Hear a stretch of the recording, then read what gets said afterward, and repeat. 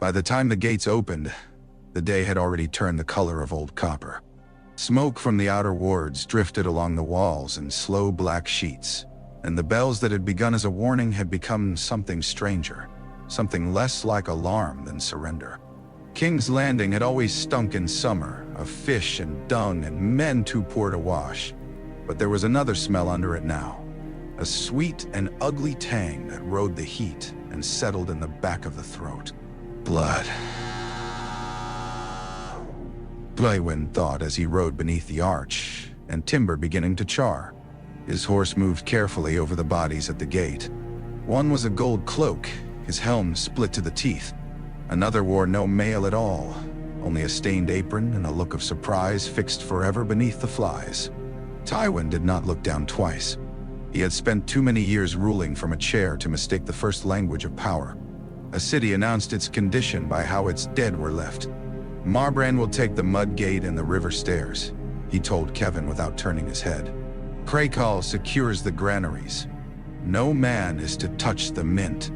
Any soldier caught with silver in his purse that was not his this morning loses the hand that took it. Kevin glanced toward the streets ahead, where men in lion cloaks had already vanished like sparks blown into thatch. And the Red Keep? Mine. He did not say for Robert. He had thought it all the march from the west.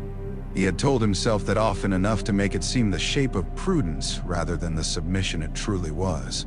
Robert Baratheon had won the great field, and the realm, in its witless way, loved strength in a young body with a hammer in its hand.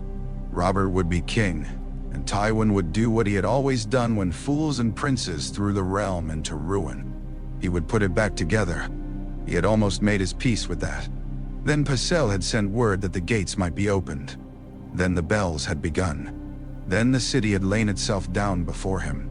Sometimes a man rode to the end of an intention and found there was another road beneath it, older and harder and more his own. Above the city, the Red Keep rose red as a clot against the deepening sky. Tywin set spurs to his horse.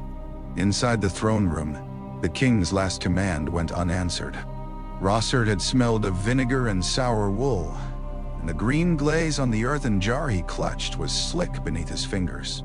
"Burn them all," Aerys said again, his voice high and papery, a bird's voice trapped in an old man's throat. "Burn them in their homes, burn them in their beds, burn them." Jaime had heard him say it 100 times, in 100 ways. "Burn this lord for insolence. Burn that child for speaking too loudly in the hall. Burn the memory of Tywin Lannister out of the realm by wedding a son to a Dornish princess, and naming another babe for his Castellan while smiling all the while, thin and bright-eyed, as if cruelty were wit and fear a kind of music. But this was different. Jaime knew it now. Rossard was not there for ceremony. The pyromancer's nails were rimed with green. His lips trembled around a prayer to the same fire he meant to loose beneath 500,000 souls. He moved before thought caught up with him. The sword took Rossard through the back of the neck.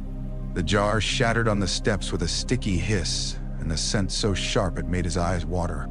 Aerys turned, and for the first time in months there was something in the king's face besides malice or delight or fever. There was naked fear. "Traitor," he whispered. Then louder, shriller, with spittle shining at the corners of his mouth. "Kill him. Kill the Kingslayer. Bring me your father's head. Burn them all." Jaime had stood beside the Iron Throne since he was 15 years old. White cloak on his shoulders, gilded lion on the breast of the armor beneath it. Half a boy and all pride.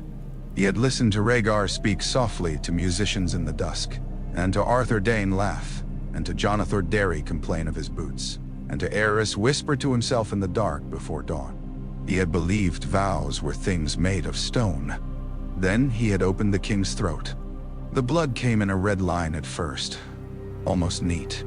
Aerys put a hand to it with an expression of injured surprise, as though he had expected to be obeyed forever simply because he had survived long enough to grow old and silk. He stumbled backward up the throne steps, caught one sandaled foot against a blade, and sat down hard. For a moment, he looked absurdly small beneath that mountain of twisted swords. all the old flesh and rotten spite of him set against the cold iron. Then he slid sideways and fell. Jaime stood breathing hard, listening to the bells. His own face stared back at him, fractured and silvered in the bright edge of his sword. Somewhere below, men were shouting in Lannister voices. He should have run then.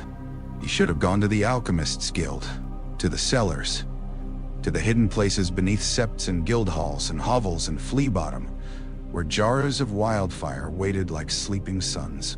Instead, he looked at the throne. So that was all it was. A chair built by a conqueror and worshipped by lesser men until they forgot it had been made by hands and hammered from steel and mounted over bones. He mounted the steps and sat. The swords were colder than he'd imagined. One point grazed the back of his calf through the silk beneath the plate. He let the naked blade rest across his knees. When the first of the Westermen burst into the hall, they found him there with the dead king below him and the pyromancer at his feet. No one knew what to say. By the time Tywin entered, the dusk had thickened into a bruised violet behind the high windows. Smoke moved through the open bronze doors like a slow black river, and his mail whispered under the crimson surcoat as he crossed the floor. Men parted for him without being told to. That, more than banners or swords, was what power was. Not obedience. Habit. Jaime did not rise. Tywin took in the whole hall in one glance. The sprawled corpse in purple and gold. The shattered green glaze on the steps. The eunuch in the shadows with his powdered face gone careful and still. The Grand Maester trembling as though winter had found him by the throne. And at the center of it all, his son in white with a king's blood drying on his sword. If he felt surprise, he did not spend it on his features. "What happened?" he asked. Jaime looked at him as if from a great distance. There was soot on his cheek where a gauntlet had smeared it, and the white cloak over his shoulder was spotted dark. He told Rosa to light the city. He had caches hidden under the gates, under the septs, under the hovels by the river. He meant to give the rebels ashes. Tywin's gaze moved to the fragments of the jar. The bells went on and on. Are the other pyromancers dead? Some. Not all. The answer came flat. If you want a city in the morning, you'll need to find the rest. Tywin held his son's eyes for a long moment. Jaime had his mother's mouth and something of his mother's dangerous beauty. The war and youth had roughened it. Joanna, he thought, and put the thought away. There would be time later, if there were any time at all, to decide whether this moment was the ruin of House Lannister or its making. He turned to Kevin. Seal the guild hall. Take every alchemist alive and hang the one who lies last. Search the cellars beneath the Great Sept, the Dragon Pit, the city gates, the Street of Silk, Flea Bottom, all of it. Quietly. I will not have half the city bolting because some fool in green robes squeals. No. Kevin bowed and was gone. Tywin mounted the first of the throne steps and stopped over Aerys's body. The blood had already begun to thicken in the king's silver beard. So this was what had come of 20 years of ingratitude, of slights carefully chosen, of a court taught to mock strength until madness mistook itself for majesty. An old carcass in silk, too brittle now even for hatred. He looked up at the Iron Throne. Jaime, very young suddenly despite the sword in his lap, said, "Well?" Tywin's eyes did not leave the chair. "Get down." Jaime smiled then, but it was not amusement. I was keeping it warm. Do not presume to be clever tonight. For a heartbeat, he thought the boy might defy him.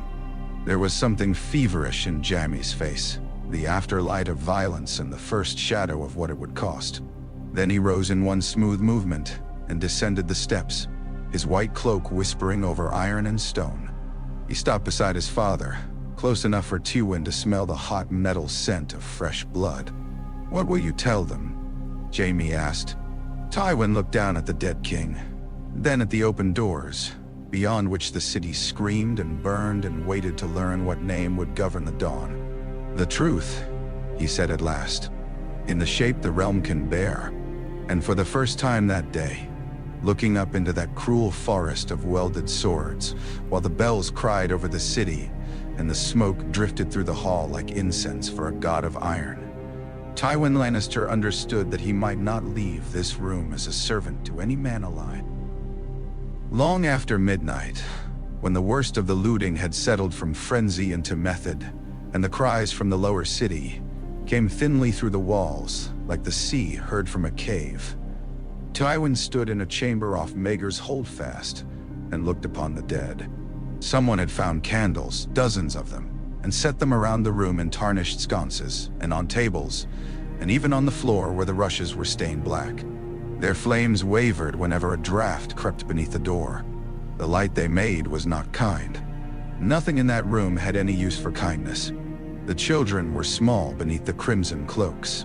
One of the cloaks had slipped, and a few pale curls showed against the cloth. Elia lay nearest the hearth, her dark hair matted, and her face turned partly away, as though even in death she meant to deny the room the satisfaction of her whole ruin. Her gown had once been saffron silk. The color was nearly lost now. Tywin's expression did not alter. He had seen dead children before. Men who ruled long enough all did. Children died of flux in hovels, and of fevers in castles, and of arrows on battlements, and of one lord's ambition meeting another's pride in a field at dawn. What was singular here was not the sight. It was the consequence. Gregor towered near the wall, his hands still red to the wrists, his chest rising and falling beneath dinted plate like the bellows of a forge. Amory Lorch remained half-crouched even while still, as though suspicion had shaped his bones. He would not meet Tywin's eye. Kevin, more tired than he allowed himself to appear, stood to one side with the patience of a man who had been his brother's shadow too long to resent the dark. Varys was there as well, silent in a soft lavender robe that made him look less like a lord than some perfumed spider grown human for a day. His eyes moved from body to body and then to Tywin, glittering with calculation and something else. Horror, perhaps. The eunuch was often most dangerous when he seemed most grieved. Tywin took his gloves off finger by finger and laid them on the table. "Who did this?" he asked, though he already knew the answer. Gregor's helm was under one arm. "The prince was in his cradle," he said, voice like stone dragged over stone. "The girl ran under the bed. Took some finding." Amory licked his lips. "The princess clawed at me, my lord. Bit my hand. Tywin lifted two fingers. The excuse died where it was. There was a moment in which the chamber seemed to narrow, every candle drawing inward around the dead, the living held at the edges by a common understanding none of them would speak aloud. They had all crossed something. The only question left was whether the crossing would prove profitable. Varys broke the silence. "Dorne will not take this well." Tywin looked at him. "Dorne is not required to take it well." "No," said Varys. "Only to remember it. Everything worth fearing is remembered." He moved to the child whose curls showed and drew the cloak gently back. Rhaenys' eyes were closed. There was a bruise at her temple and blood dried stiff along the neck of her little shift. Tywin covered her again. When he turned to the other bundle, even Gregor looked elsewhere. The prince's small skull had been crushed. For a brief and unwelcome instant, Tywin was struck by the obscene scale of it, the immense force needed to destroy something so helpless. He buried the thought before it could root. Sentiment was only vanity wearing tears. "Wash them," he said. "Wrap them well, not in rags, in Lannister cloaks, D." Kevin's brows lifted a fraction. "For Robert?" Tywin looked up sharply. "Not for Robert." The words hung there. For the first time all night, Kevin's reserve cracked enough to let disbelief show through. Tywin. It was not a challenge. Kevin never mistook blood for equality. It was warning. Tywin turned away from the dead and went to the narrow window. Below, the city smoldered under the stars. A few roofs still burned. The black water of the bay caught red from the flames and broke it apart in moving shards. Somewhere in the darkness, men were dragging barrels from the cellars of the Alchemists' Guild. Somewhere, mothers were hushing children and teaching them what name would keep them safest if soldiers asked who ruled the city by dawn. He had served one king too long, and seen too much of what kings were when men mistook accident for sanctity. Aerys had inherited a throne, and called that merit. Robert had won a battle, and would call that destiny. Rhaegar had carried prophecy on his shoulders like a minstrel's harp and gone down in the river all the same. Between them, half the realm bled. And who had kept the books, paid the sellswords, judged the petitions, chastened the petty lords, steadied the crown when it leaned drunkenly toward the abyss? Who had done the work from which glory politely recoiled? He had. Pride, he knew, was the vice men most loved to name in other men's mouths, especially when they themselves had eaten well from it. Yet in that chamber, with the dead dragon whelps lying under lion cloaks, and the city beneath him saved only because his son had broken the holiest vow in the realm at the right moment, pride felt less like vice than arithmetic. "What is Robert?" he asked, still facing the window.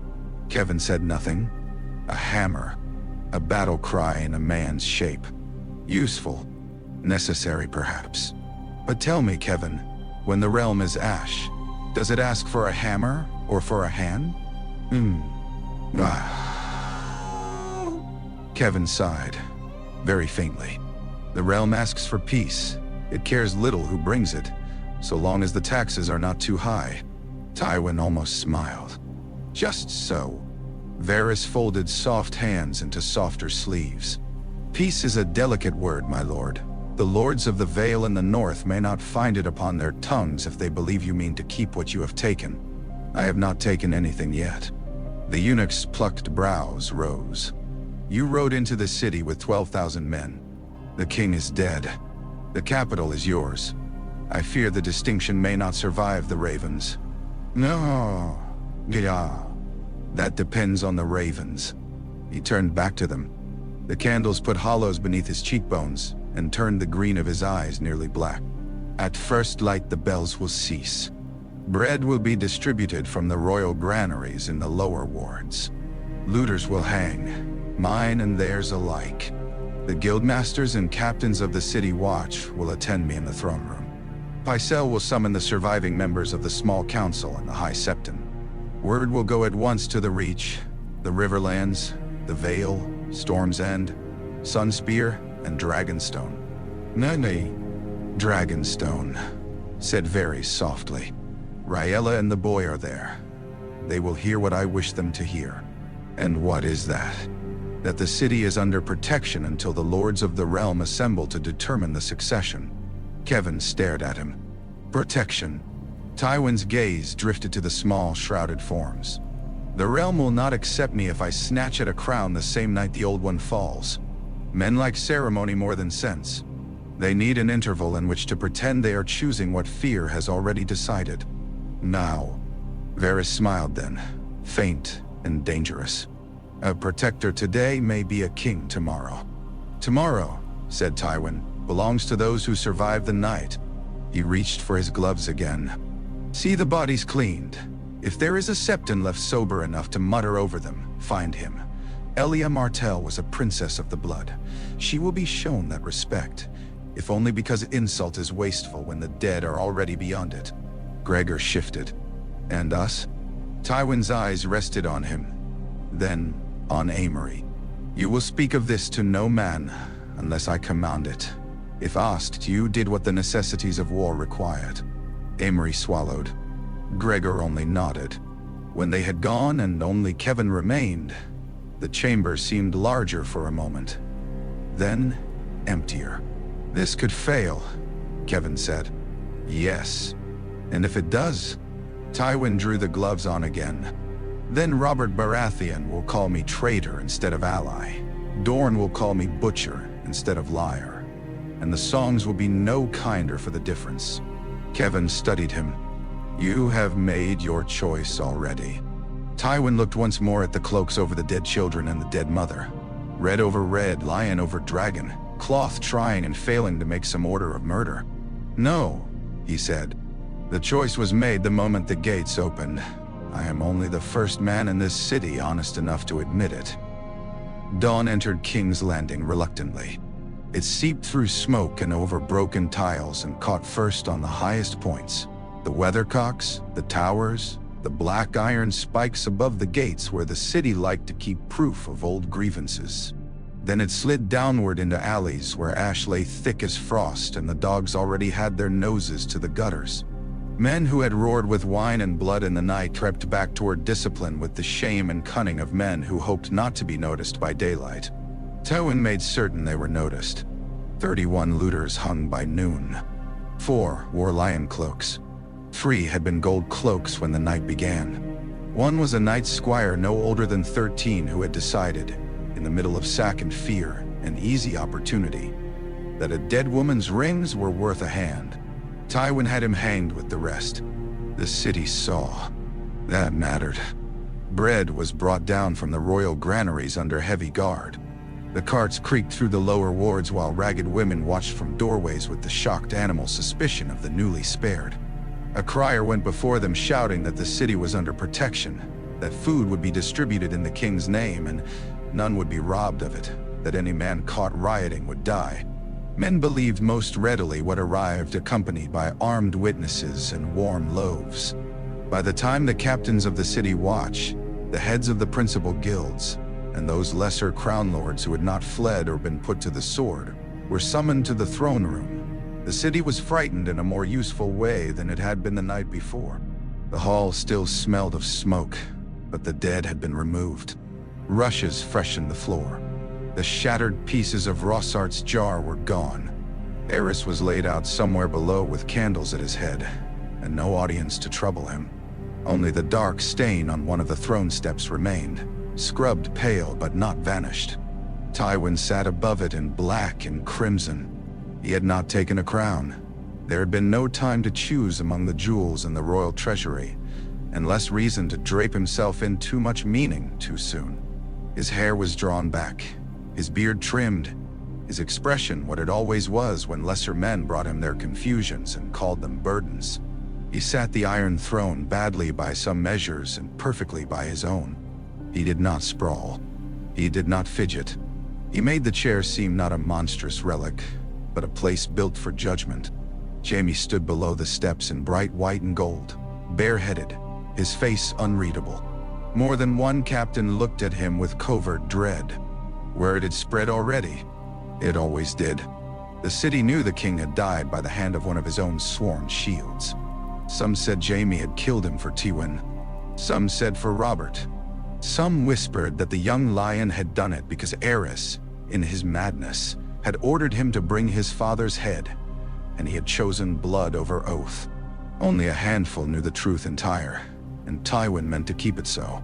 Pycelle stood to one side in a chain that winked dully in the morning light. The High Septon had come with 7 crystal facets hanging on his chest, an unease plain beneath his pieties. He was not a brave man. That had its uses. Tywin let the room fill with silence before he spoke. "King Aerys is dead," he said. Simple words. They landed harder for being simple. A murmur went through the hall and died as quickly. He was slain last night in this room after ordering the destruction of his own city.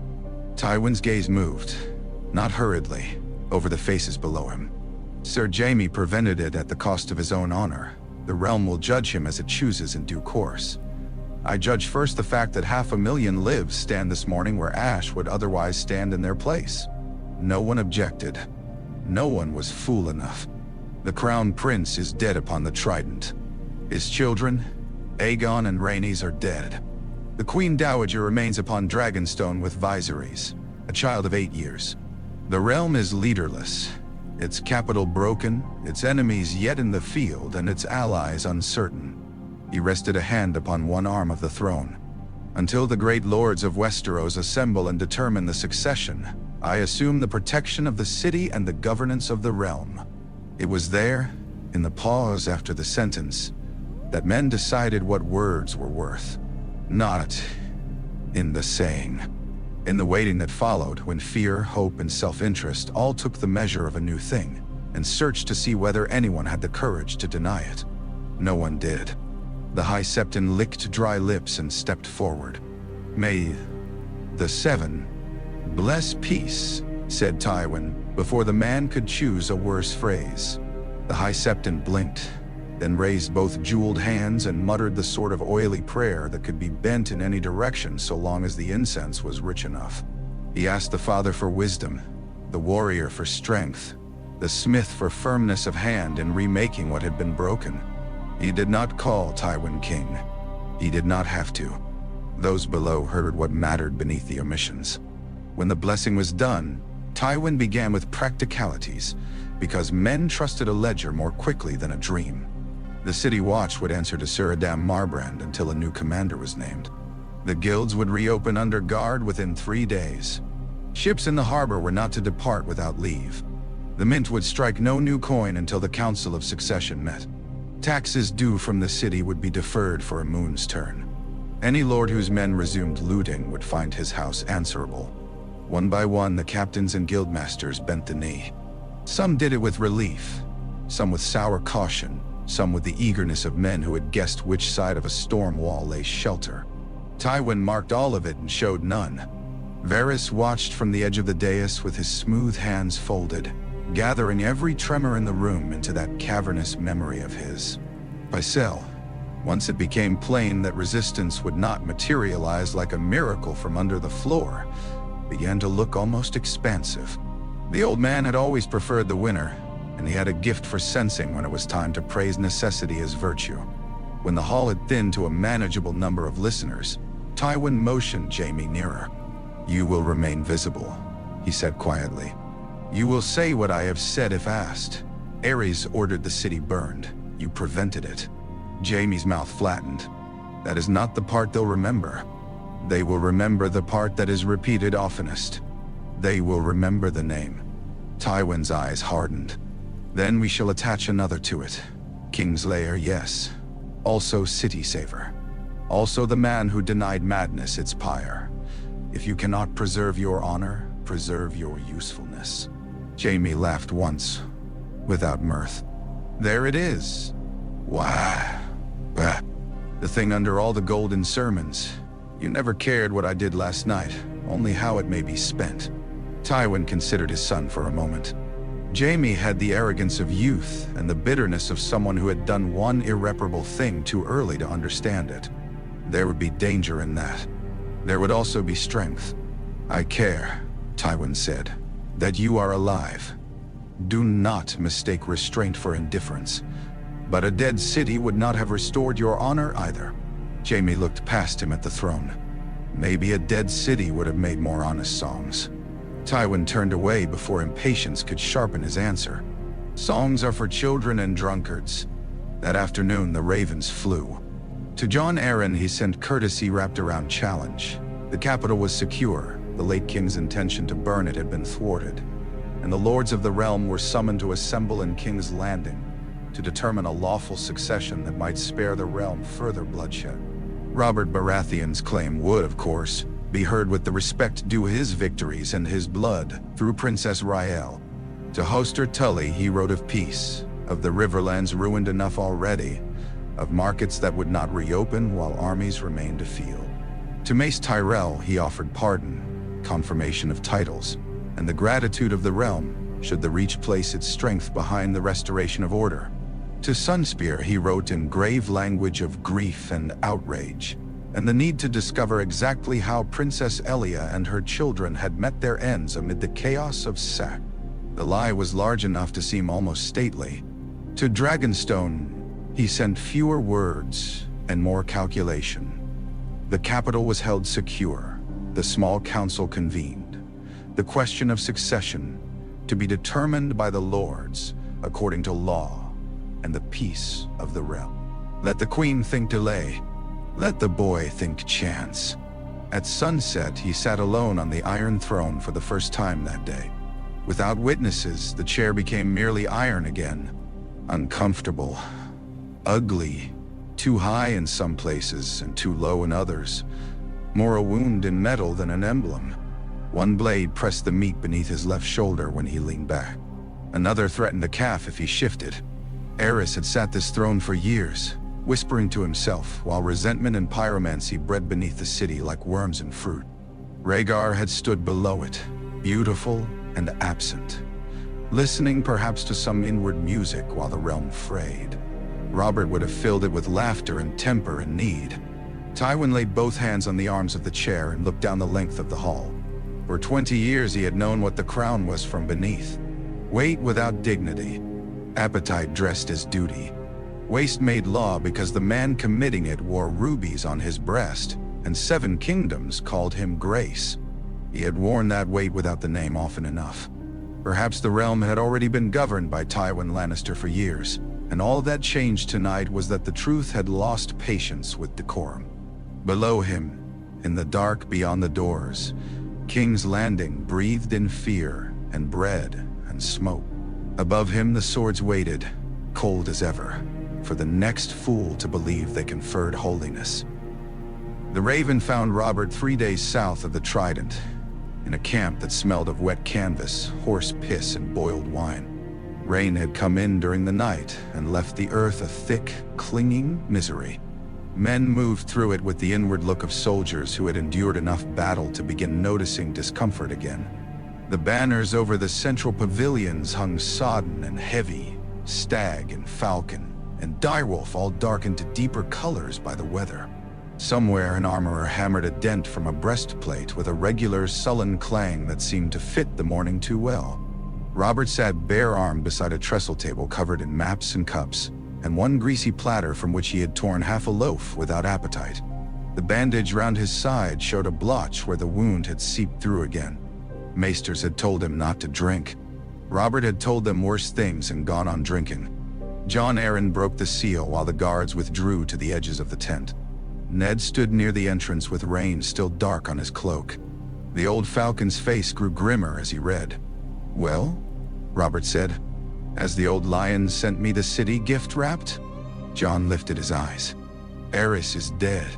For one flashing instant, Robert looked almost glad in a boy's way, as if the war had reached the simple, clean ending he had imagined whenever pain made simplicity attractive. Then Jon went on. "Slain by Jaime Lannister in the throne room after, so Tywin says, the king gave orders to burn King's Landing with wildfire. The city is taken. The prince's children are dead. Elia Martell is dead. Tywin has assumed the protection of the capital and summons the great lords to determine the succession." Nah. The silence that followed was broken only by rain ticking against the tent and the hiss of Robert's breath going in through his teeth. "Protection," he said at last. Jon laid the parchment on the table. "That is his word." Robert's hand closed slowly around the neck of the wine jug. "The fat spidering bastard comes late to one battle and early to the corpse, and now he means to make a king's chair of it. He asks that your claim be heard before the lords." Robert flung the jug. It struck the center pole and burst, red wine running down the wood and across the maps in branching streaks that might have been blood on rivers. His sudden movement tore something in his side. He swore, one hand flying to the wound. "His claim?" he snarled. "What claim has he? A purse? A nest of lions? I broke Rhaegar on the Trident. I bled for this." "Sit down," Jon said sharply, and there was enough command left in him that Robert obeyed by instinct before anger recovered its footing. Ned had gone very still. He did not look at Robert. He looked at the letter, at the line in which Elia and her children had been folded into the same dry account as the city gates, and the assumption of protection. "Dead," he said quietly. Jon's face tightened. "So it says." Robert, breathing hard, said, "Dragon spawn." Ned turned then, and Robert saw at once that he had spoken badly, if not wrongly. There were expressions Ned rarely wore. This was one of them. It made his long face seem carved from a colder wood. "They were children," Ned said. "They were Targaryens. So was your grandmother." Robert pushed himself half up from the bench. "Do not preach to me of blood. My blood is the reason I may sit the throne, if fools insist on parchment to justify what war has already said plain." Barristan Selmy, pale beneath his bandages on the camp bed by the far wall, stirred at that. Robert had spared him after the Trident, against the advice of many, because courage in an enemy still smelled sweet to him then. Barristan's eyes were shadowed with pain and sleeplessness, but his voice, when it came, remained steady. "Whatever the children were," he said, "their deaths will purchase no honor." Robert wheeled on him. Honor? Did Rhaegar think of honor when he stole Lyanna? No. The name changed the air. It always did. Jon lowered his gaze. Ned's face closed more tightly still. We do not know all that happened at Harrenhal, Jon said. We know enough. Ned stepped to the table. With one hand, he smoothed the rain-wrinkled edge of the map as though its paper were easier to order than the world above it. Tywin's letter is bait. Of course it is, Robert said. He wants time. He wants the city looking orderly when I arrive. The bell's quiet. The whores back at their windows. The bakers at their ovens. And all the while he sits the throne and calls it stewardship. Jon spoke carefully. And if you arrive before Storm's End is relieved, with your brother half starved and the Reach yet in the field? If Tywin has the capital, the west, and perhaps the Reach behind him, do you mean to storm your own city while the realm still burns? Robert's hand clenched on the table edge. My city? Perhaps, said Jon, if you live long enough to take it. They did not often remind him of wounds. Men loved Robert too much or feared him too sensibly for that. Jon Arryn did it because he had helped raise him and had no patience for spectacular stupidity dressed as courage. Robert sank back, jaw working. Ned said, I'll ride on. Jon looked at him. To the city? To see what he has made of it. There was no heat in the words, only resolve. And then to Storm's End if Stannis still holds. After that, he did not finish. Lyanna lay at the end of every unspoken thing between them. Robert's eyes softened a fraction. Bring me word of the city, he said. And if the Kingslayer still sits the throne when you come to him, drag him down. Ned did not answer that. He took the parchment from the table, read it once in silence, then folded it and handed it back to Jon. When he had gone, taking with him a knot of Northmen and the feeling of winter even in that damp spring air, Robert stared at the ripped map and the spilled wine bleeding into the drawn roads. Tywin Lannister, he said, as if the name itself were a taste that sickened him. I should have known. He waited till the day was won. He waited, Jon agreed. Now he means to turn that caution into legitimacy. Robert laughed harshly. Legitimacy. He reached for another jug. What is legitimacy? A maester's quill scratching out a line from my grandmother to me. A septon's oil on an old lion's brow. I have a hammer and a victory. That is what kings are made of. Barristan looked at him from the bed. Sometimes, he said, kings are made of what men can bear after war. Robert drank. Rain ran in threads off the tent ropes. Beyond the canvas, someone was shouting for a farrier, someone else cursing a lame horse, someone laughing too loudly at some bad joke because battle had ended and men feared the quiet left behind. Jon picked up Tywin's letter once more. He names you respectfully, he said. He names your blood through Princess Raelle. He does not deny the claim. Robert snorted. He would honor me right out of my own crown. That may depend on how many swords follow him now. Jon did not need to say the rest. Mace Tyrell still sat before Storm's End with a great host. The crownlands were shattered. Dorne, once Elia's death reached Sunspear, would not forgive the West. The Riverlands bled from one border to the other. Men had cheered Robert as they marched, but cheering and winter grain were not the same thing. Even victory wore thin if it had to be fed another year. Robert leaned back and closed his eyes for a moment. Not in surrender, but because the wound throbbed and Lyanna remained missing, and the crown had suddenly become a thing one more man wanted enough to wrap in law. When he opened them again, anger had settled into something heavier. Send to Storm's End, he said. Tell Stannis to hold. Send to River Run. I want Hoster's mind on this before the old lion buys it with promises. And send to the city as well. Tell Tywin I'm coming. Jon nodded. A yes, claimant? Robert's mouth hardened. Ace, the man who won the war. But after Jon had gone and the tent had emptied save for Barristan, Robert sat with the sound of rain and remembered a girl with winter roses in her lap and laughter that could turn him foolish. He thought of her somewhere in the south, while other men named themselves rulers over the ruins made in her name. And for the first time since the Trident, his fury found something it could not break. Ned reached King's Landing under a sky the color of pewter. The first thing he saw was smoke. Not rising now in thick black columns as it had been when the war was still deciding itself, but hanging low and stale over the city, caught among the walls and roofs like something unwilling to leave. The second thing he saw was the heads. Men from the west and men from the city and men who might have belonged to either, all blackening above the gates in the damp air, mouths open to the crows. Tywin's justice then. Neat, visible, without mercy, and without drunkenness. It made the ruins somehow worse. His Northmen rode in silent files through streets still stained dark from rain and blood. Here and there women scrubbed at thresholds with sand, as if enough abrasion might take away memory. A child stared at Ned's direwolf banner from a doorway, and crossed himself in the southern fashion before his mother yanked him back. Baker's ovens smoked. A fishmonger was arranging his stall near the river, as though trade itself might insult the dead into forgetting they had died. Order had returned with indecent speed. That, more than the damage, told Ned who held the city. At the outer gate of the Red Keep, the guards let him through at once. They had been told to. Inside, the courtyards had been swept. Buckets stood by the wells. Grooms moved briskly.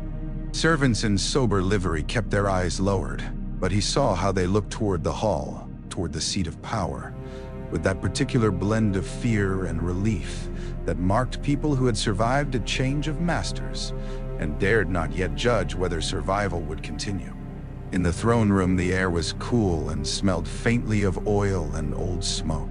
Tywin sat the Iron Throne, not crowned, not anointed as Robert ought to have been when the war was done, but seated there all the same in black velvet and crimson silk. One hand on the iron arm of the chair, as if he had merely paused between judgments and expected the realm to take up the thread where he laid it down. Lion banners hung behind and below.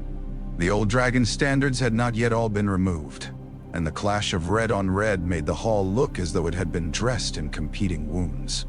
Jaime stood on the floor below the dais, white cloak, bright as bone. His hair was damp from a recent wash, his face composed in that careless shape handsome young men used when they meant to conceal either boredom or pain. There was a nick on his jaw. His sword hung at his side. Ned's hand went at once to the hilt of ice, though not an open threat. Some instincts were too old for policy. At the foot of the throne, laid upon a bier draped in crimson, were two small forms under cloaks. Ned stopped. For a moment he heard nothing. Not the shifting of guards. Not the crackle of torches. Not the faint clink of chain from old Pycelle where he stood to one side. Only the pounding of blood in his own ears. "Lord Stark," Tywin said from above, "you have ridden hard." Ned went to the bier as though the words had not been spoken. He took hold of one corner of the cloak and lifted. Rhaenys lay very still, her curls brushed, her little hands folded. Someone had closed the bruise at her temple beneath powder that fooled no one. The other cloak he lifted more slowly. Aegon's swaddling had been changed. That was the only mercy to be found there. He let the cloth fall and turned. "You put them here." Tywin's face might have been carved from pale granite. "They are proof. They are children. They were heirs. To a dead man. To a cause around which dead men might gather again." Ned looked at Jaime then, because he could not look at Tywin and the bier together without feeling something inside himself begin to go hard in a dangerous way. Jaime met his gaze and gave a tiny shrug, as if all the room's obscenity amused him or failed to. Ned wanted to strike him for that expression. He wanted to strike Tywin for sitting above the corpses. He wanted, suddenly, and with an ache that went to the bone, to be 1,000 leagues north where power was a simpler and colder thing, and men did not wrap murdered children in their own colors and call it necessity. "You might have spared them," Ned said. "Could I?" Tywin asked. "Would Robert Baratheon have thanked me for leaving dragon heirs in the cradle? Would the lords of the realm sleep easier knowing that every malcontent and exile need only point to a child to begin another war? Ned's voice dropped. Do not speak to me of what Robert would think. A flicker, no more, crossed Tywin's eyes. No, he said. You are here to speak of honor. The word was so dry in his mouth it might have been dust. Ned took one step closer to the dais.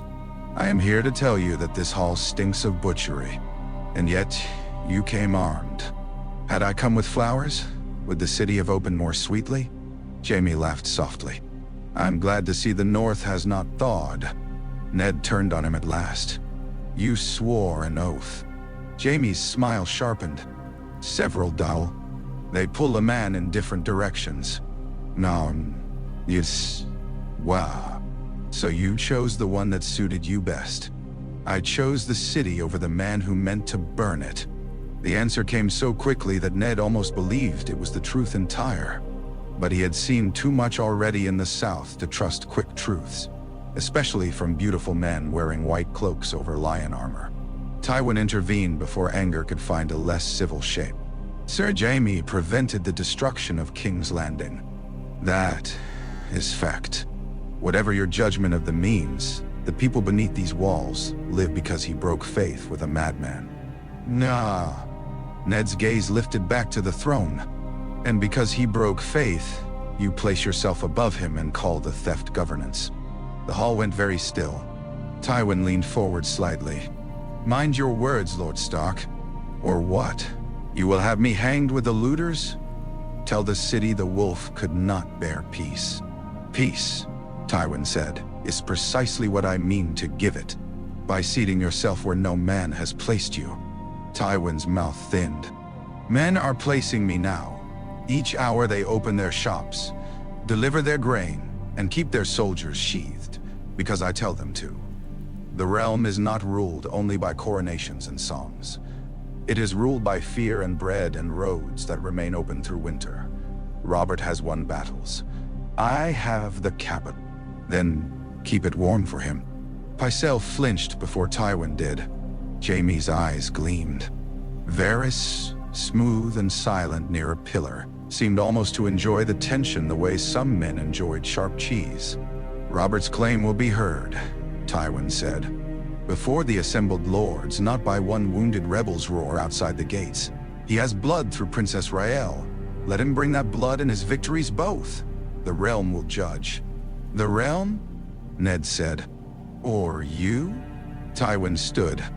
The movement altered the whole hall.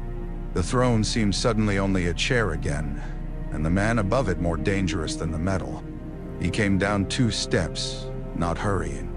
I did not summon you here to quarrel over what cannot be undone, he said. I summoned you because your honor may yet serve something besides itself. Storm's End remains under siege. Mace Tyrell has had letters from me and from your friend Robert both.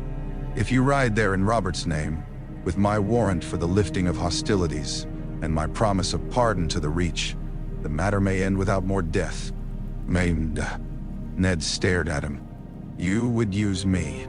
Yes. The honesty of it was like a slap. I would end the siege, Tywin went on. I would free Stannis and Renly.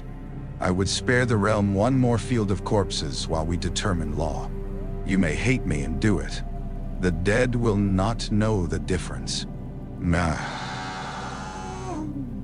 Me. Ned thought of Robert in pain, of Stannis starving behind black walls, of Lyanna somewhere south, with time spilling away from her by the day. Hatred was simple. Duty never was. Behind him, the shrouded bodies lay at the foot of the throne like an accusation against every man in the room. I do this for Robert, he said at last. Tywin inclined his head the barest measure. Of course. Ned's hand remained on the hilt of ice. Do not mistake necessity for fealty. I seldom mistake anything. That was so nearly true it angered Ned more than open arrogance. He turned away before his disgust could make him a fool. As he passed Jaime, the younger man said in a tone pitched for him alone, If you ever mean to kill me for it, Stark, do me the favor of choosing a cleaner day. The hall already has enough blood. Ned kept walking. Outside, in the cold brightness of the yard, he drew a long breath as if he had been underwater. The wind off the bay smelled of salt and smoke. Above the walls, crows wheeled and settled and rose again. South, he thought. Storm's End, then south.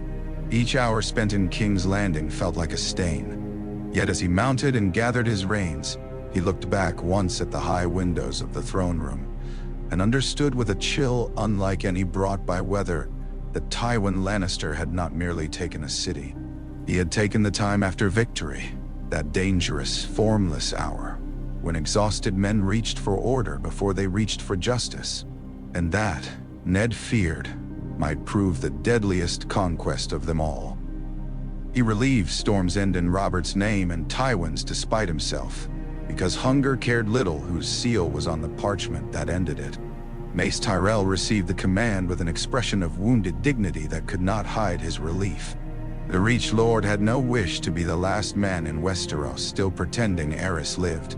He feasted Ned beneath green pavilions while inside the black walls Stannis Baratheon gnawed onion and salt beef, and learned that the war he'd starved through had not, in truth, ended at all.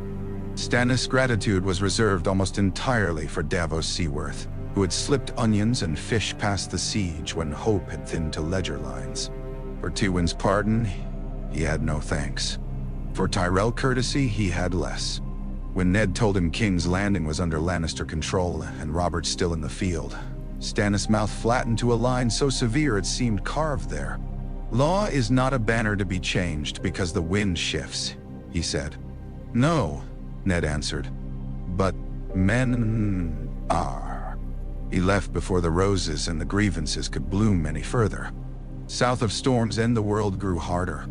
The land lost the damp softness of the Stormlands and rose in red stone and thorn and distances that seemed to watch a man approach without any intention of yielding. Ned rode with 6 companions who had remained to him through battle and ruin and all the weary road between. Howland Reed, slight as a reed indeed, and twice as difficult to bend. Ethan Glover, Martin Castle, Theo Wool, Mark Riswell, Willem Dustin. Good men, northern men. Men who had followed him into a war for Robert, and were now following him into a silence made of promise and blood.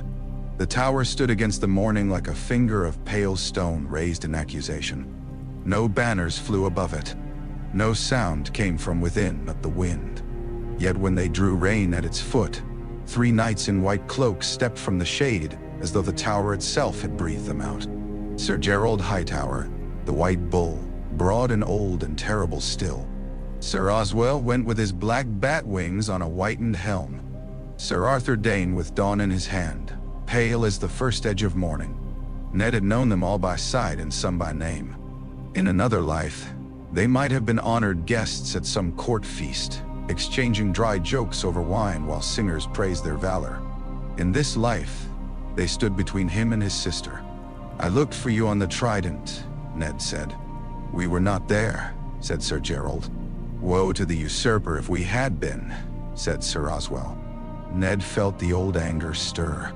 Not for Robert, not even for the war, for the distance between all these vows, and the simple fact of Lyanna hidden away in a tower while the realm bled in her name. "I was told I would find the king's friends here." "Not friends," said Arthur, and there was sorrow in his face as well as resolve. "Knights." Ned thought of Jaime in the throne room, white-cloaked and lion-hearted and oath-shattered. He thought of the bier at the foot of the Iron Throne. He thought of Tywin, speaking of bread and roads and dead children as though all were pieces in the same accounting. Then he looked at the 3 before him, still guarding a dead dynasty out of devotion to something purer, and perhaps no wiser. "And now it begins," he said. When it was done, the Red Mountains looked no different. Ned remembered flashes more than sequence afterward. The scream of metal on metal in the bright hard sun. The White Bull driving forward like a siege ram in a man's shape. Oswell quick as rumor, Howland gone from sight, and then suddenly where he needed to be. Arthur Dane moving with dawn in his hand as though sword and man had been forged together. He remembered Willem Dustin falling with horse and all, remembered Theo roaring, remembered the smell of hot blood on dry stone. He remembered kneeling in the sand afterward with his breath scraping his lungs while flies found the dead almost at once, as if they had been waiting just beyond hearing. Arthur lay on his back with dawn-colored steel spilled from his hand.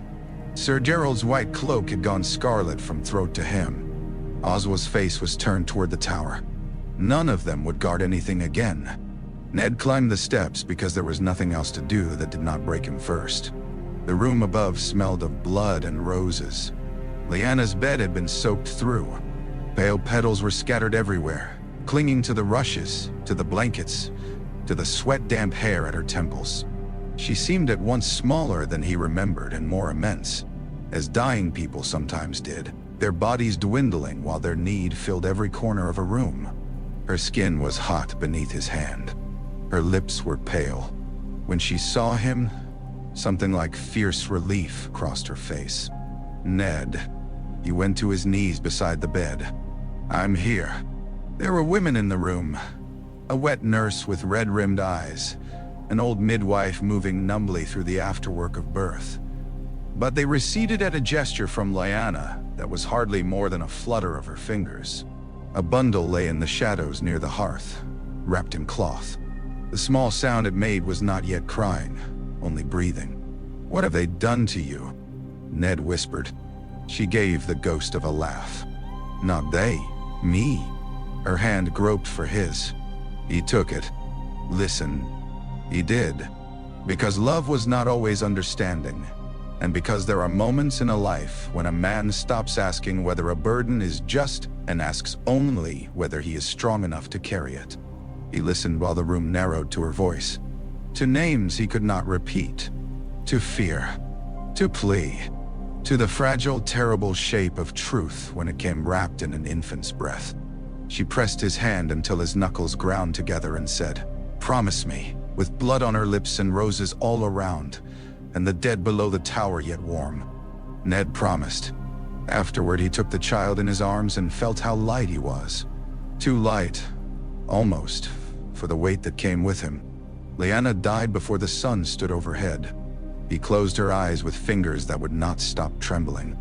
Outside, the wind moved through the dry grass with the faint hiss of a blade leaving a sheath. He had ridden south in anger and duty and the hope of rescue. He came down from the tower with grief in one arm and a secret in the other. They buried the Kingsguard beneath cairns of red stone. Ned set Dawn beside Arthur before changing his mind and drawing the pale sword back. Such a blade was not meant to vanish under sand with a dead man, however noble. It would go to Starfall, with the respect due to the one who had borne it. Some debts existed apart from politics. When he looked west that evening, the sun was sinking blood-red through the haze. Somewhere beyond those hills, men gathered around tables and letters and began to speak of succession, of councils, of peace. Tywin Lannister sat in the Red Keep and weighed the realm like coin. Robert Baratheon drank his grief and nursed his wound. Mace Tyrell counted favors. Stannis counted rights. Dorne had not yet heard the full measure of its loss. Ned held the child and knew with a clarity that felt like winter entering him that whatever happened in King's Landing now would be built atop bones and omissions. The realm would argue over crowns while one truth, perhaps the most dangerous of all, suckled quietly in the crook of his arm. When Jon Arryn's raven found him days later with command to return for the council, Tywin meant to call. Ned read it under a hard white sky and almost laughed from the sheer ugliness of the timing. The world never waited for a man to finish mourning before demanding he attend to power. He folded the parchment and tucked it away. Then he mounted, Lyanna's memory riding with him and the child hidden close. North first, some part of him said. Hide what must be hidden. But honor, that old relentless hound, would not let him wholly refuse the summons. He would go to King's Landing once more before winter and distance claimed him. He would go with his sister's bones, with a boy who must never be what he was, and with the knowledge that every crown in the realm now glittered above some unmarked grave. By the time the first great lords began to come in earnest to King's Landing, the city had learned Tywin's rhythms. Markets opened at dawn. Bread was counted. Gold cloaks walked the alleys in 2s and 4s, and did not extort too openly while the old lion's eye remained so near. Petitions were heard. Repairs began on the river chain. Masons were set to cracked walls. Men started saying protector less often, and king not yet allowed but almost, the way people first name an approaching storm. Then Cersei came east from Casterly Rock, and the court remembered beauty could be another sort of weapon. She entered the Red Keep in a gown green as deep-water glass with threads of gold sewn through the skirts, so that candlelight seemed to move with her. Her hair shone pale as new coin. Jewelers and heralds and half the whisperers in the city had worked for days to arrange the reception. Yet when she came down from the litter and paused in the yard, it was not ceremony men noticed first. It was resemblance. Not to Tywin, though she had his coloring. To Jaime, whose face in a man's shape she mirrored with the uncanny confidence of a twin born to remind the world that blood could make echoes more perfect than any painter. Jaime watched from a gallery and kept his hands flat on the stone to stop himself going to her like a boy. He had been many things since the sack. Hero to some, oathbreaker to most, instrument to his father, silence to himself. He had not been near Cersei, and absence had only sharpened the outline of her in his mind. She lifted her face to the keep as though judging whether it suited her. When her eyes found Tywin below the arch, they softened only enough to suggest obedience in public. Cersei had always understood theater. "My lady daughter," Tywin said when she bent to receive his kiss on the brow. "Father, you look well and red. It is not the color that concerns me. You are not delayed? Only by mud, fools, and one wheel that chose to break where the inn smelled of turnips." Her gaze slid to the assembled lords, to Mace Tyrell preening in summer silk, to Hoster Tully gray-faced with travel and strain, to Stannis rigid as a spear haft, and then up to Jaime. Her smile changed. Only slightly.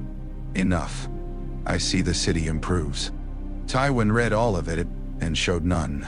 "You will find that many matters improve when they are taken in hand." Later, in the chambers that had once belonged to Queen Rhaella, and now belonged to no one until Tywin said otherwise, Cersei stood before a mirror while handmaids unwound her hair. The room smelled faintly of old roses and salt from the bay. Outside, bells marked the hour.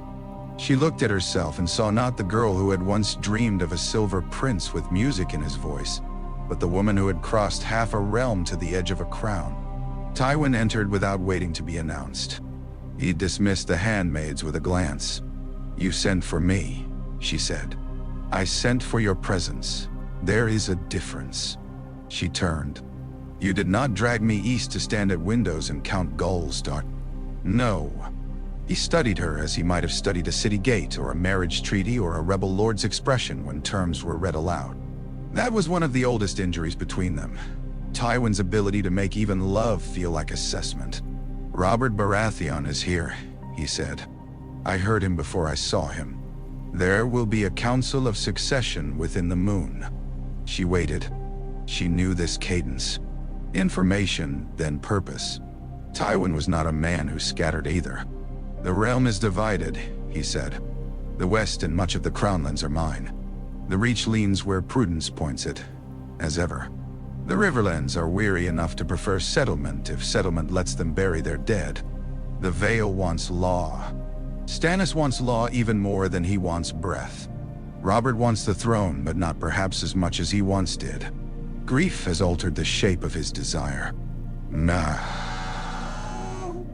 At Lyanna's name unspoken, something old and sour moved in Cersei. She had heard enough of the wolf girl already to hate a dead woman she had never seen. "And what has this to do with me?" Tywin's eyes held hers.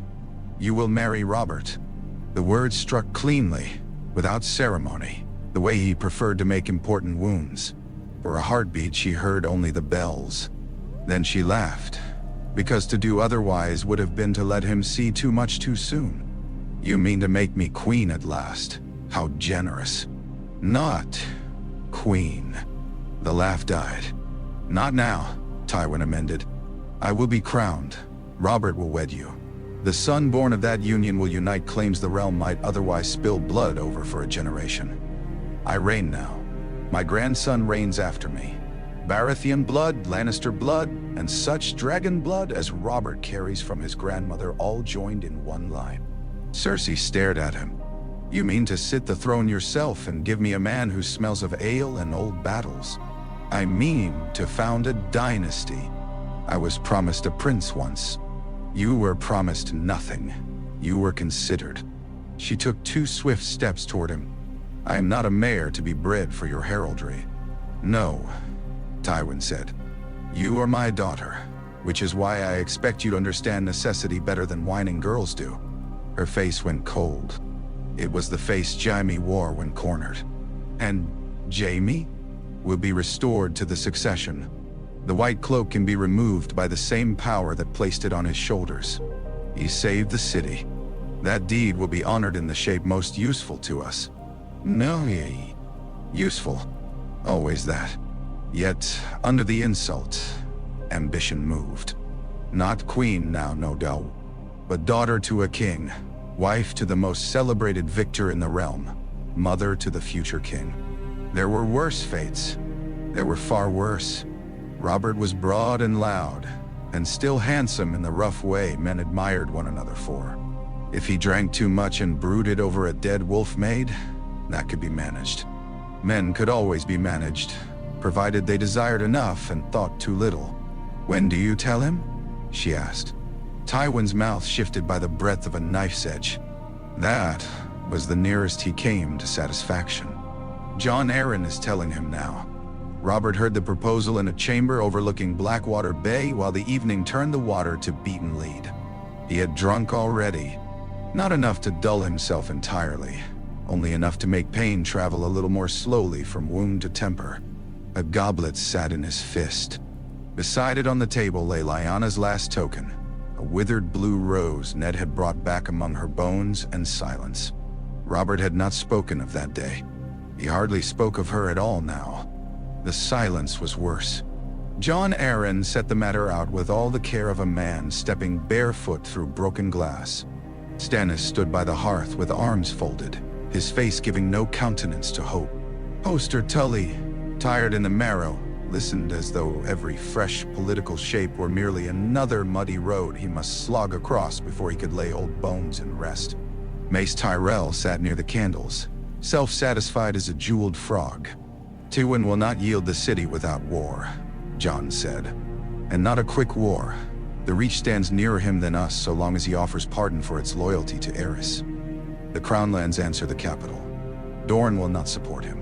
No, but neither will it embrace the men who helped destroy Elia's children. The realm is too divided for clean victory. Robert drained half the goblet. So your answer is to make me his son by marriage and wait meekly for him to die. Not meekly, said Jon. Peaceably. Robert barked a laugh. Peaceably. Gods. I should have let Rhaegar win if I wanted peaceable. Stannis' jaw moved. Your claim is best. Robert glanced at him, surprised by the support and irritated by the timing. I know that. But law is not battle, Stannis went on, relentless as winter rain. Law is continuity. If the realm can be made to acknowledge you and your issue without further slaughter, that would satisfy you, would it? Robert said. To be right on parchment while the old lion sits in my chair? It is not your chair, Stannis said. And if the words pained him, they did not soften. Not yet. Mace gave a little shrug under cloth of gold. King Tywin has the advantage of already being in the capital. King. Robert's voice came up dangerous and low. Mace spread jeweled fingers. Protector then, if it pleases. But men call what they see. Hoster Tully spoke for the first time. Men also tire. The Riverlands have buried enough sons for one generation. If there is a settlement that leaves Robert's line to inherit, many lords may take it sooner than another march.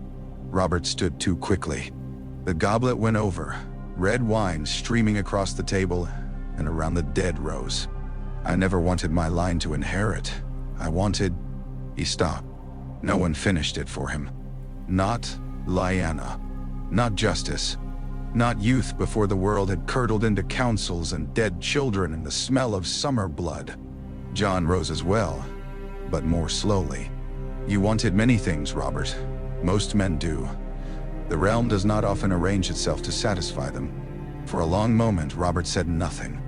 The bay beyond the window darkened. Somewhere in the yard below, horses stamped and a woman laughed too brightly. The city went on, indifferent to wounded pride. At last, Robert sank back down. "Show me the girl first." Jon exhaled. Stannis looked into the fire. Mace smiled into his beard. Hoster merely closed his eyes for a moment as if gratitude were too exhausting to spend aloud. From the gallery above, unseen by them, Jaime had heard enough. He stayed where he was until the chamber emptied and only the darkening window remained.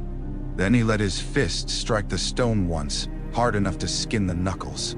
Cersei for Robert, his father on the throne, himself restored from white vows not out of love, but because his usefulness had altered. All the old patterns remained, only the titles changed. Down below, servants entered to clear the wine and right the fallen goblet. One lifted the blue rose by its stem as though it were some common ruined flower and laid it aside. Jaime watched until the petals crumbled. The letter reached Sunspear beneath a sky so pitilessly blue it seemed an insult. Doran read it once and then again, though every reading altered nothing essential. The words remained smooth, grave, measured in the false weight of courtly regret. Princess Elia Martell, slain in the chaos attending the fall of the city. The children dead. The matter of responsibility uncertain amid sack and confusion. The Lord Protector's profound condolences. His promise that justice, once the succession had been peacefully resolved, would be pursued without fear or favor. By the time he finished, the parchment had crumpled slightly where his damp fingers gripped it. The room where he sat looked out over the water gardens. Children's laughter drifted in from beyond the carved screens, thin and sweet and impossible. Orange blossoms perfumed the air. A bronze bowl on the table held water so still that the latticework above repeated itself on the surface like a prison. Oberyn paced. He had not sat since the raven was brought. He moved with a coiled violence that made the silks on the spears by the wall seem too delicate for the room. Twice he opened his mouth before Doran looked up, and twice he mastered himself just enough to wait. The third time he did not. "Uncertain," Oberyn said. "He writes uncertain." Doran laid the letter flat. "He writes lies. Then say lies." Oberyn spun away and back again, his hands opening and closing. "Say butcher. Say lion. Say I ride before sunset and take 10,000 spears up the Boneway and nail Lannister cloaks to every city gate from the Prince's Pass to the Blackwater." Doran's joints ached. They had been aching more of late, but now the pain seemed to have moved inward, into some place for which no maester had a useful word. Elia. Dot. Her name rose in him without sound, and with it the memory of her as a girl laughing at some private jest over a game of Sivas. Too slight for the burdens the realm would lay on her, and too brave to refuse them. He imagined her in that foreign city among strangers, with children at her breast and fear in her mouth, and the thought was a blade pressed in very slowly. "If you ride before sunset," he said quietly, "you will meet the Reach before the passes are half traversed, the Stormlords before you find water enough, and perhaps the Riverlands too, if Hoster decides his peace lies with whoever promises it first. Then Dorne will bleed itself white so that Tywin may answer our grief with a second letter, this one full of noble sorrow for our unfortunate rash." Oberyn leaned both hands on the table. "You would have us do nothing?" "No." Doran looked at his brother. "I would have us remember." Oberyn laughed once, bitter as pomegranate rind. "As if I could forget. Forget nothing. Spend nothing quickly." The words cost Doran more than he let show. Vengeance desired movement. It wanted hooves and steel and a shouted name. Patience wanted a man to sit still while his heart tore itself ragged against his ribs. Patience was a subtler cruelty than war, and often the more necessary one. Oberyn pushed away from the table and strode toward the open screen. Sunlight cut across him in bars. Outside, children splashed in the pool while nurses called warnings that none would heed. Somewhere one child shrieked with delighted outrage at a stolen toy. The sound struck both brothers at once. Doran saw it in the sudden way Oberyn's shoulders locked. Elia's daughter was younger than that, Oberyn said without turning. And he writes uncertain. Doran closed his eyes. The second raven had carried more truth than the first, though not from Tywin's hand. There were always men who fled a sack with more than plunder. One had reached Sunspear ahead of the official courtesies, and spoken of a monster in heavy plate, of a man called Amory, of blood on nursery walls, of the princess screaming until she did not. Doran had listened. He had dismissed the witnesses and locked himself alone for an hour while the walls held his silence. They want the succession settled first, he said. That means the realm is divided. Tywin would not delay justice if he were strong enough to ignore the demand for it. That is a weakness, however draped. A weakness that puts a crown on his head. Perhaps a crown is also a burden. The realm will ask things of him a lord may refuse. It will demand peace where he has sown murder. It will demand a future from a man who has made himself necessary only in the present. Doran's gaze sharpened. And it will remember our dead, whether he likes it or no. Oberyn's eyes flashed. You are thinking 20 years ahead while my sister is not a moon dead.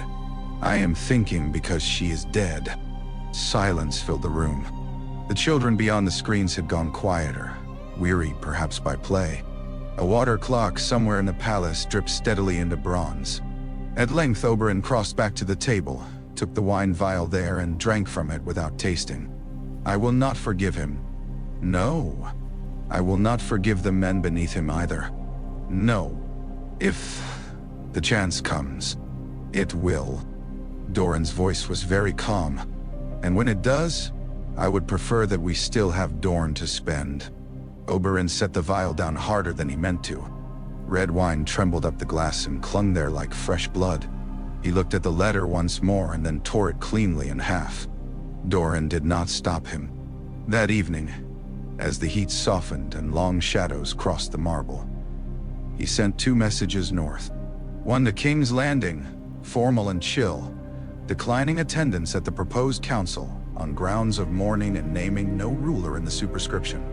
The other went by less public hands on faster horses and with no seal to betray it.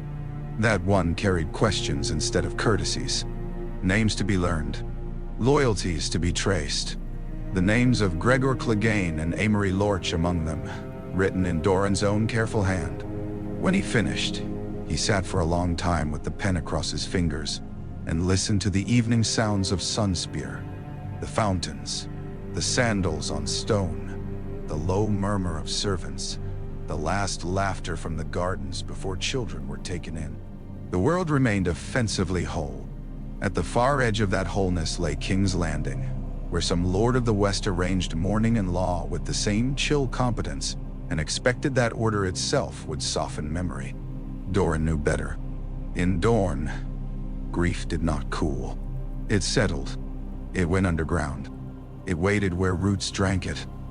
The storm broke over Dragonstone in the black hour before dawn. Wind came first, shrieking through the carved mouths of stone dragons and wrenching at shutters until the whole fortress seemed to grind its teeth against the sea. Then rain in hard white sheets. Then thunder so close it made the floor shudder. The island had always felt nearer to old gods than the mainland did, nearer to flame and salt and the half-remembered arrogance of Valyria. That night it felt like the world's edge. Viserys stood on a bench beneath a narrow window because he could not bear not to see and could not bear what he saw. Below the lightning-slashed sky, the sea smashed itself against the cliffs and flung spray high as towers. Every time the black water lit white, he expected ships to appear in it, enemy sails blown full. Robert's men come at last to drag him and his mother from the last stone left to them. Willem Darry put a hand on his shoulder. The old knight's fingers were cold. Come away from there, your grace. Viserys clung harder to the ledge. Is she dying? In the inner chamber beyond the hanging wool curtains, women moved in firelight. Their shadows doubled and warped across the walls. Rhaella's cries had gone beyond dignity hours ago. Viserys had never heard his mother sound like this. Queens were meant to speak in cool tones and move as though servants rose from the ground to bear their steps. They were not meant to scream until their voices broke. "Women's work is hard work," Darry said. "That is not what I asked." Darry's face tightened. He had grown older in the months since the Trident, in the weeks since the ravens had begun to arrive bearing ruin one careful phrase at a time. Prince Rhaegar dead. King Aerys dead. The capital taken. Elia and her children murdered. The Lord Tywin claiming protection and summoning councils. There were too many dead for one old knight's loyalty to keep pace with. "No," Darry said. "That is not what you asked." Viserys turned from the window. The torchlight made the wet on the old knight's beard shine silver. "If she dies, I am king." The words had lived in him for days, dreadful and glorious both. Men had begun using the title already when they thought it wise, bowing lower, speaking softer. Yet no child ever truly wished to climb over a mother's corpse into greatness. Not even a dragon child raised on songs of destiny and fire. Darry knelt despite the pain it plainly caused him. "If the worst comes, you will be what the realm has left of your house. That means you must live. Do you understand?" Viserys' chin trembled. He hated that. He hated the child in his own body. "I want my brother." Darry closed his eyes briefly. When he opened them, there was no comfort in them, only duty.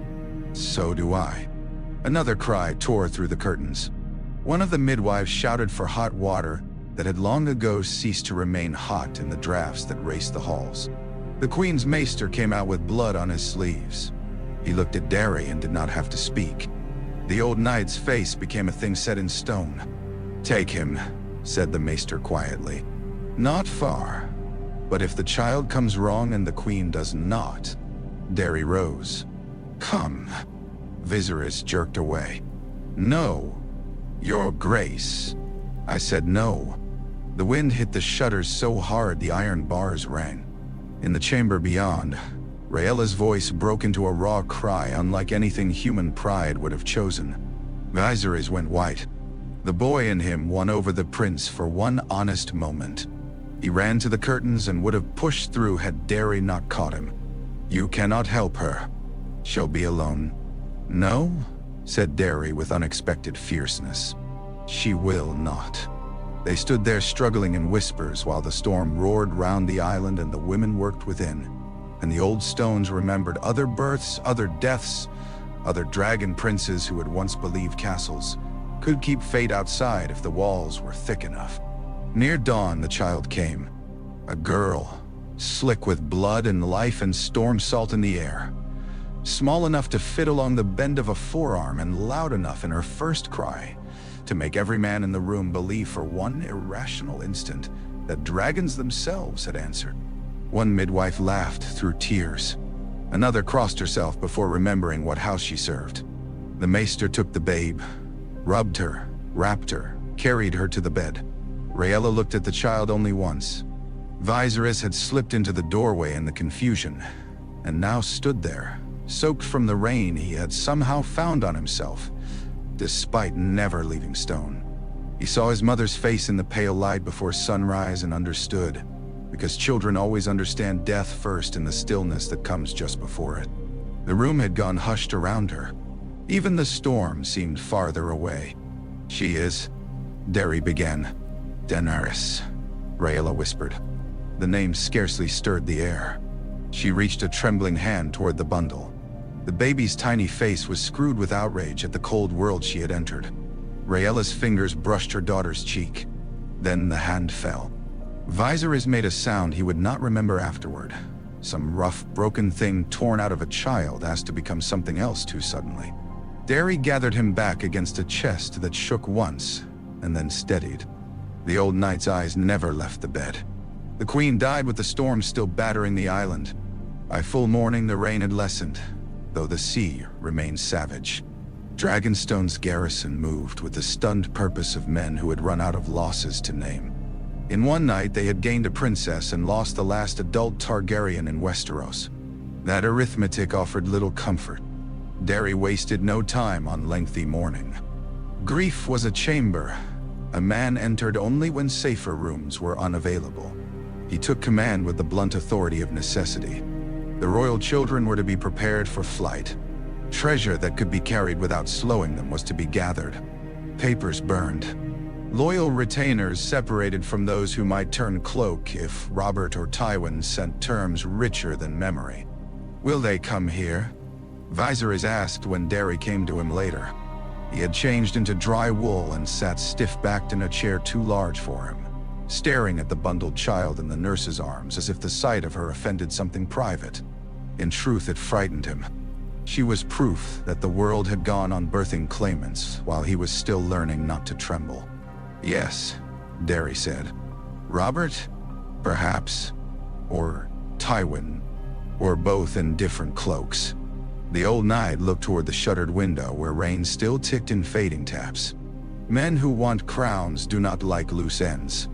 Viserys straightened, instinctively proud. "I am not a loose end." "No," Derry said. "You are the thread, which is why we must not let them cut you." The preparations began before Rhaella's body had cooled. Servants wrapped jewels in cloth and packed them among more ordinary goods. A chest of books was abandoned because books did not buy ships. The babe slept through most of it, waking only to demand milk and warmth with the absolute tyranny of the newly born. Viserys watched all this with mounting resentment. Already she took time from him, attention from him, danger onto herself that should, in his childish accounting, have remained entirely his. Love did not spring full-grown merely because blood said it should. Yet when the nurse nearly stumbled on a stair, Viserys lurched forward with a shout and steadied the child himself before retreating in confusion at his own instinct. By dusk, a Braavosi vessel had been secured in secret. Rain still lashed the harbor, but not with the same murderous force. The carved dragons above the castle dripped black water from their jaws like spent fire.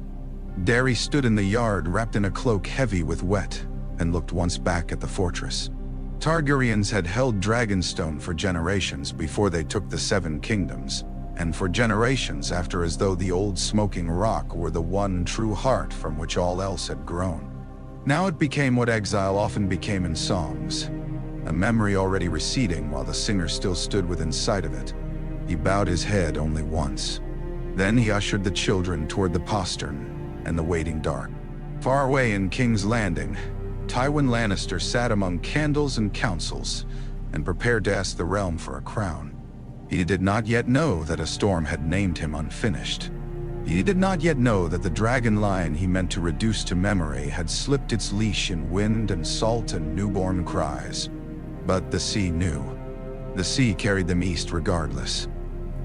The council met in the dragon pit because the throne room had too much blood in its recent memory, and because Tywin meant the realm to look upon ruins when it judged what shape peace should take. The great dome was half collapsed from old neglect, its vast broken arches letting in winter-white light and the cries of gulls from the bay. The floor had been cleared and carpeted over cracked stone. Benches rose in ordered tiers. Banners of the great houses hung where dragons had once nested. Men entered speaking low, their voices rising and fading in the emptiness overhead, until even the most private conspiracies seemed forced to confess themselves to the air.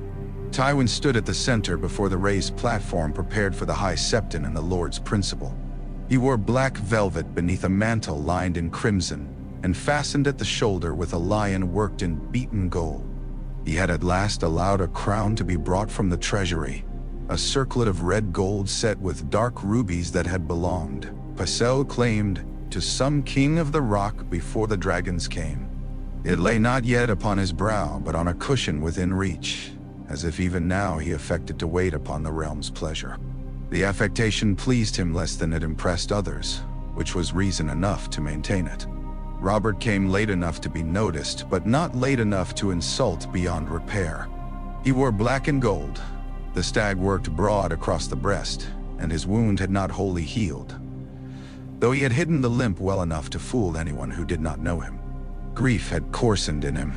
It no longer sat raw at the surface.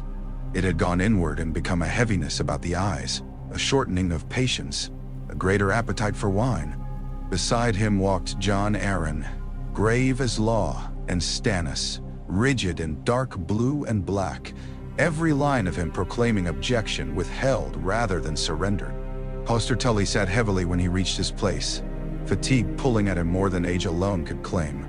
Mace Tyrell settled himself with the air of a man attending his own harvest feast. Kevan remained near Tywin's shoulder. Varys moved where shadows and information best met. Pycelle had found a chain more impressive than before, and wore sorrow as if it had been polished for the occasion. Ned arrived with less display than any of them. His sister's bones had gone north. The child he carried had not. The boy remained with a wet nurse in chambers near enough for safety and far enough from notice, but some shadow of him still clung to Ned, some inward dividing line after which the man who had ridden south in Robert's cause had never quite returned. He took his place near the rear of those principal enough to be admitted, and gave the city around him the look a wolf might give a trap after having once escaped it. One place remained visibly empty. Dorne's banners did not hang among the rest. Instead, at the foot of the platform where petitions and messages might be laid before the assembly, rested a sealed letter in sun-red wax bearing the spear and sun. Sunspear would not attend. Sunspear would witness by absence. When all had assembled and the murmurs had thinned, the High Septon rose to offer blessing and invocation. His voice shook only once, when he asked the Father above to guide the realm in choosing justice after so much bloodshed.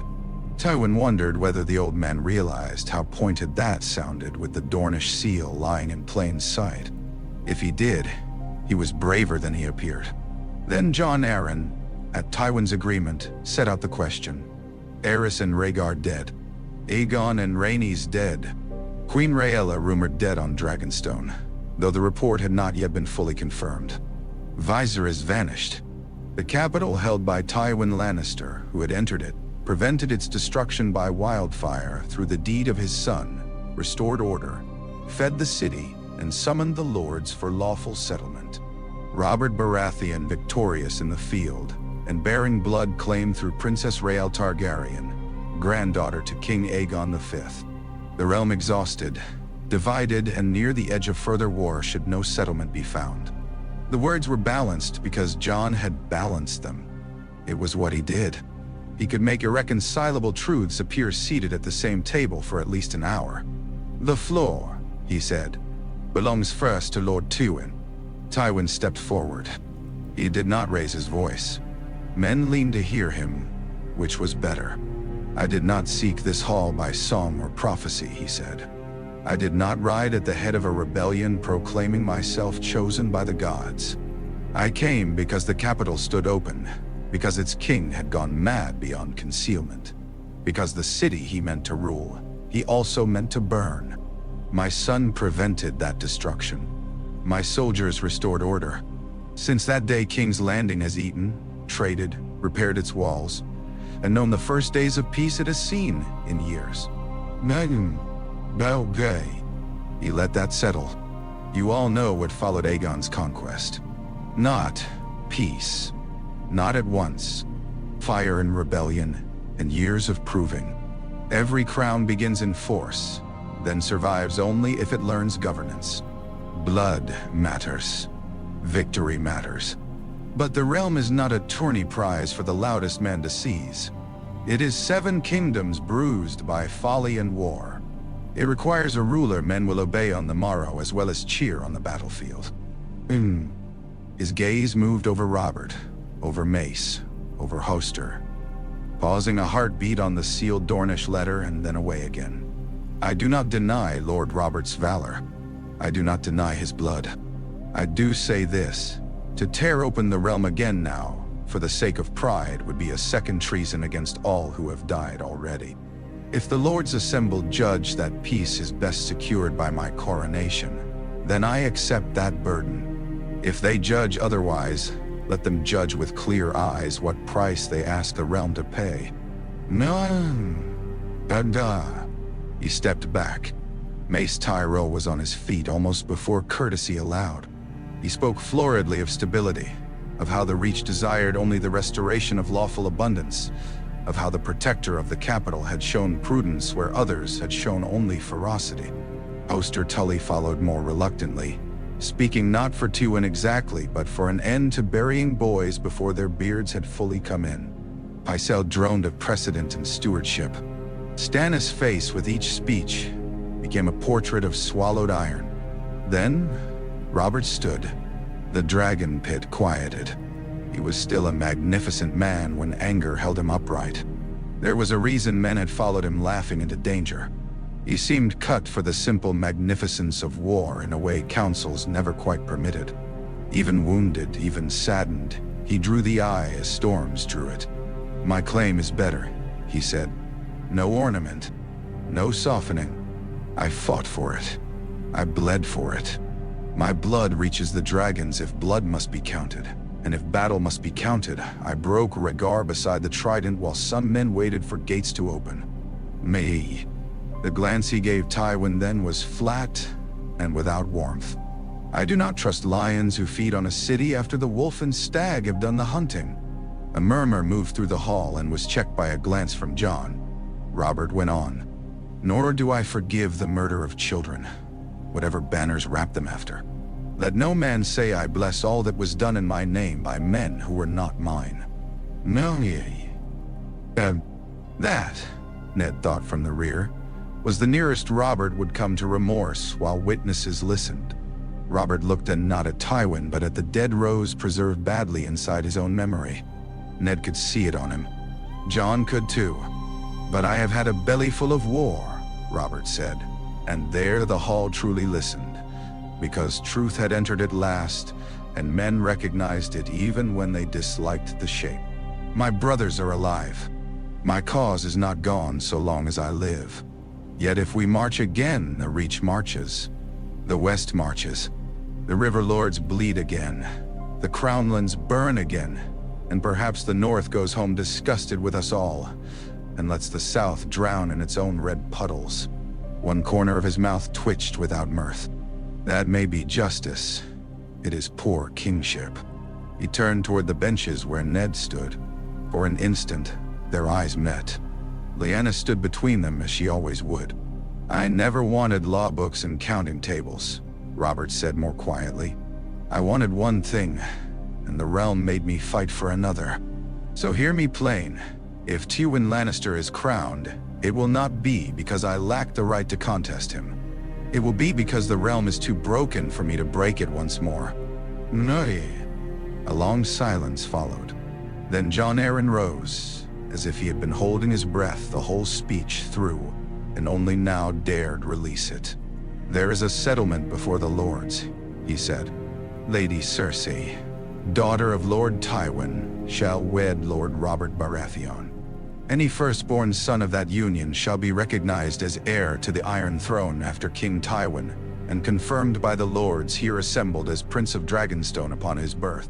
Until such issue is born, the succession of House Lannister shall stand through Sir Jaime once he is lawfully released from the King's Guard and restored. Thus are blood, victory, and present governance joined, and thus may war perhaps be ended before it begins anew." This, more than all the speeches, was the true heart of the matter. Men shifted, calculating afresh. Mace approved at once. His smile all but glowed. Oster nodded slowly, as if relief had to fight its way up through weariness. Stannis looked as though someone had invited him to bless a mildew-ridden cod. Yet even he could not deny that Robert's blood, such as it was, would be fixed in the future line. All eyes turned to Tywin. He had already measured this moment many times in his mind. Still, hearing it aloud gave it the solidness of iron freshly quenched.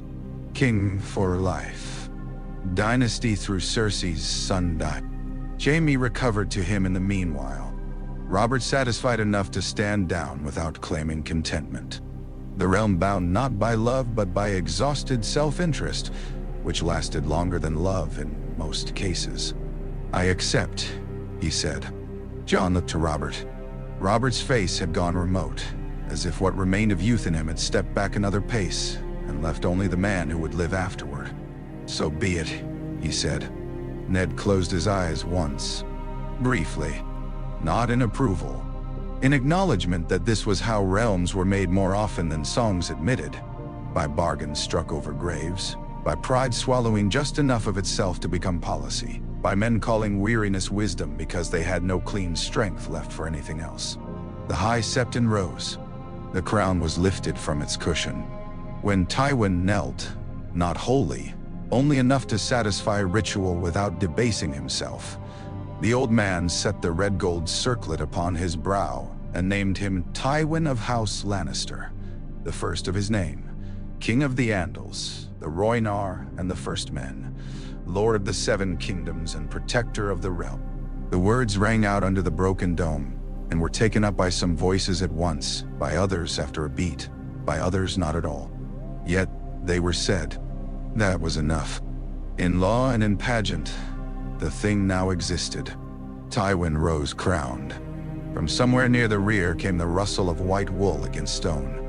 Jaime had been standing motionless through the entire proceeding, bareheaded, pale, his face giving away nothing but a fatigue so deep it had become refinement. Now Tywin turned to him.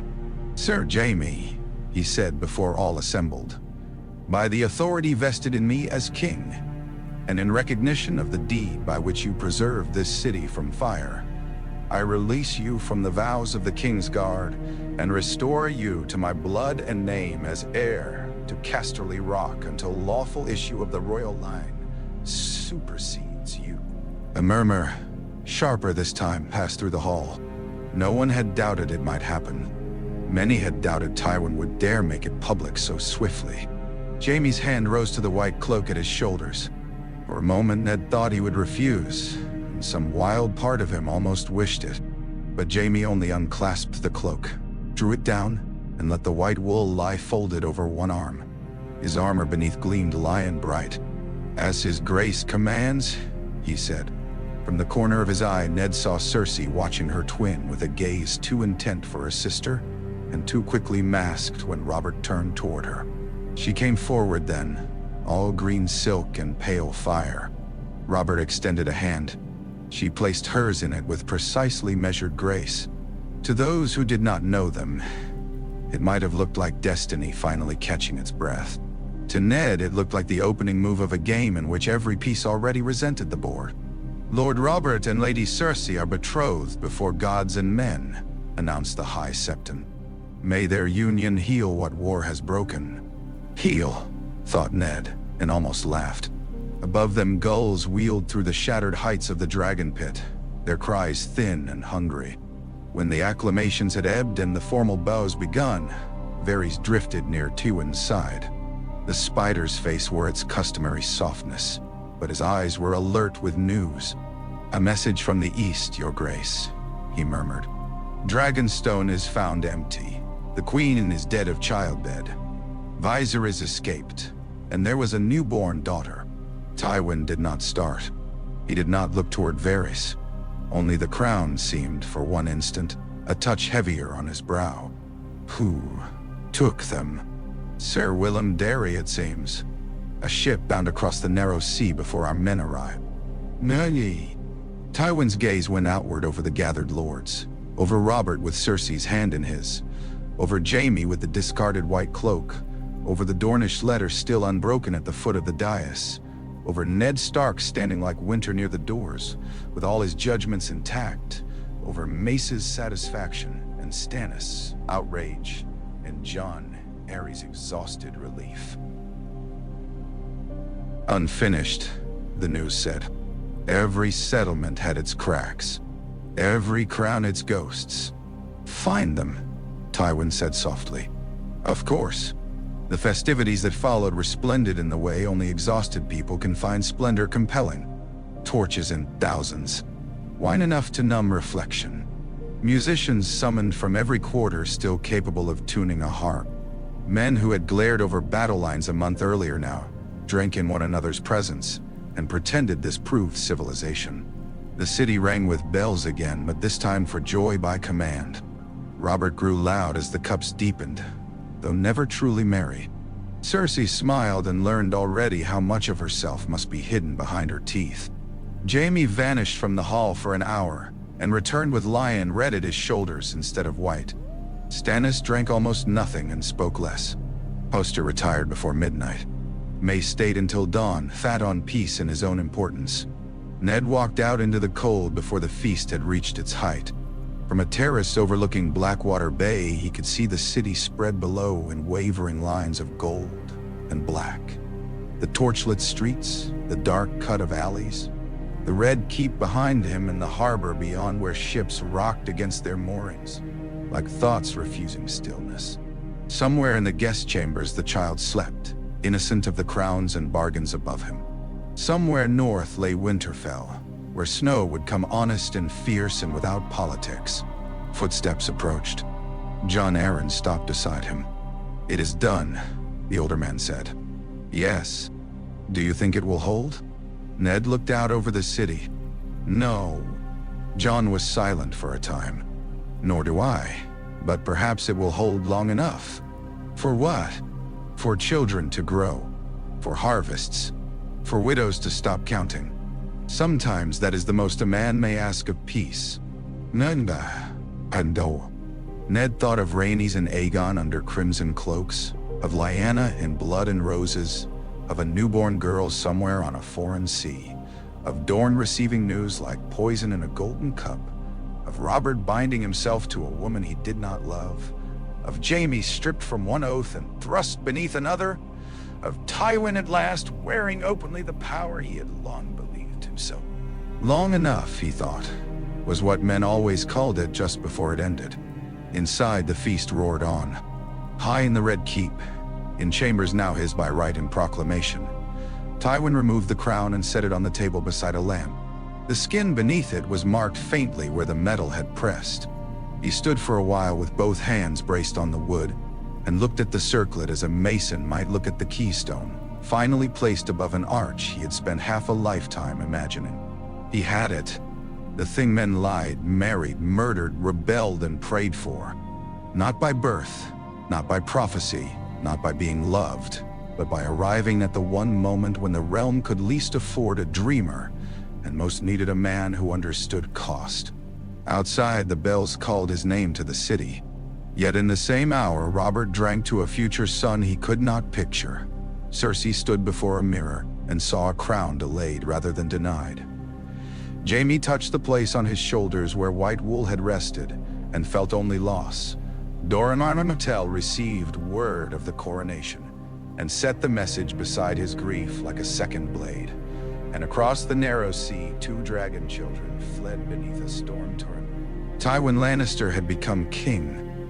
The realm, however, belonged not to the crown alone, but to every memory that crown had failed to kill.